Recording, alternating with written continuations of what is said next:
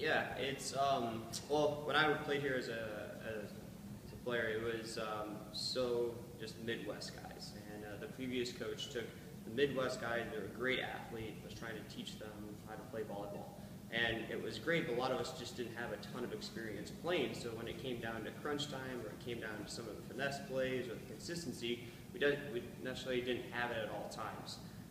And now we're getting guys within the program that have, their dads played volleyball, their dads were Olympians, their moms were playing. So there's just so much more volleyball in their background that kind of helps a lot with the on-court play and just experience of what we're having right now. When I first took over, it was, trying to get to the hump of the Final Four of getting that piece, and that happened last year. A little bit later than obviously what we had expected. But now that we've gotten over that piece, it's just kind of a little bit easier and a different confidence what it has before. Were you getting your butt kicked a lot early on, like when you first came here? Not necessarily. We just weren't winning the big match. We won that conference in 05, 06. We're doing a decent job against the West Coast schools. First couple of years, big piece for me was the recruiting piece.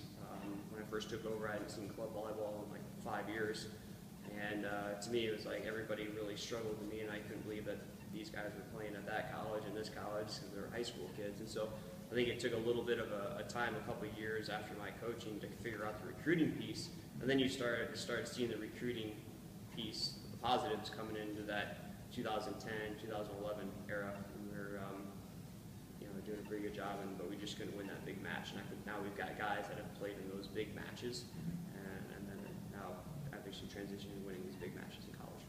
Was there a player along the way, like you look at and go, that's the kid who, when we got him, that changed things? Yeah, I mean, I think the big piece was Cody Caldwell. It was West Coast kid, #1 kid in the country, coming out of high school, and my big thing was we got to get this kid on campus. How do we get this kid on campus? And he was the 18 Open MVP, and I think he was the 16 Open MVP. So it was just a name that everybody knew of, and we got him on campus, showed him what we had to offer, and we just hoped we had a shot at him. And it came down between us and a couple schools, and picked us kind of the last minute, which was great. And then as soon as that happened, then everybody was talking about and thinking about, hey, what's going on over at Loyola? What do they have to offer? And then we started getting a couple more guys, and then the dominoes started falling. Yeah. Then one more question about club.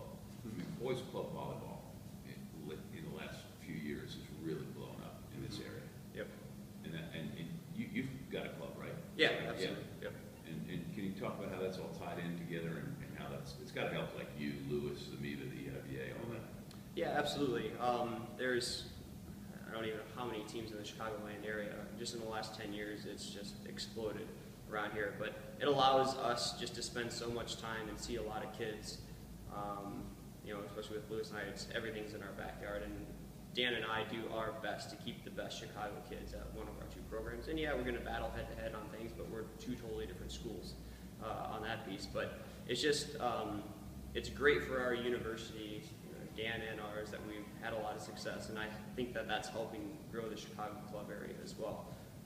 And getting a lot of people excited. That's why it was so important to host this national championship, to show the club kids, show the young kids what this high-level volleyball is live.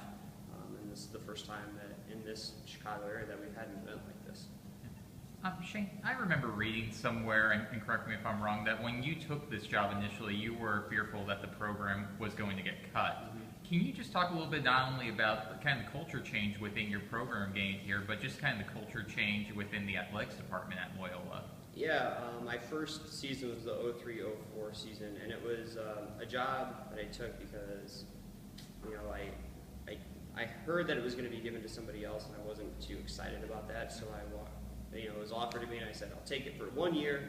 You have 1 year to figure out who's going to take over this program. Because at that point, I didn't know what I wanted to do, and I didn't think coaching was going to be it. The university was in a different place at that time too, and financial issues, and our department was having financial issues.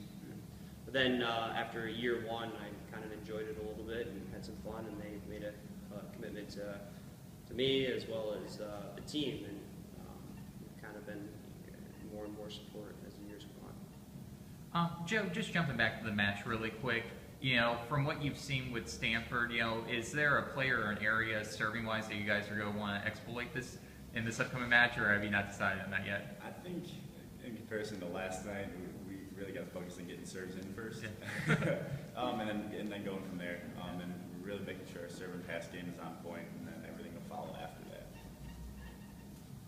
You have friends on the Stanford team, club guys, high school guys, and Yeah, definitely. Steve and Irvin, we played club together for 2 years and also high school together. So we had a successful high school team. So it's nice to finally play against him again. have you talked to him?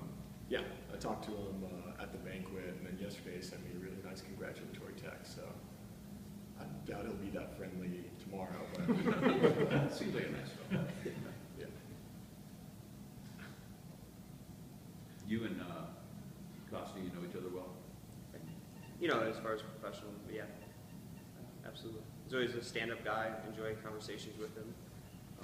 He's definitely a coach that I feel if I had any sort of issues or I had questions on, I could easily pick up a phone and call him, and he'd be more than happy or more than helpful to help me with anything. So always enjoyed conversations with him out recruiting and during matches or anything. So he's a great guy, stand-up guy. You guys good? Do we miss anything? Got any great quotes left in you? I just got to say, in the match yesterday, the atmosphere we had, like from our home crowd, that's something that I liken it back to like our Southern section finals for high school. Like we played in front of like 2,500 people or something, and I thought it was unbelievable. But yesterday, like coming out of timeouts and stuff when everyone was into it, that's something that'll never be duplicated. I mean, maybe tomorrow, but like later in my life, like there'll never be a feeling like that. So our home fans were just absolutely unbelievable. Like the Chicago area fans, unbelievable. Like I would have never expected that gnarly an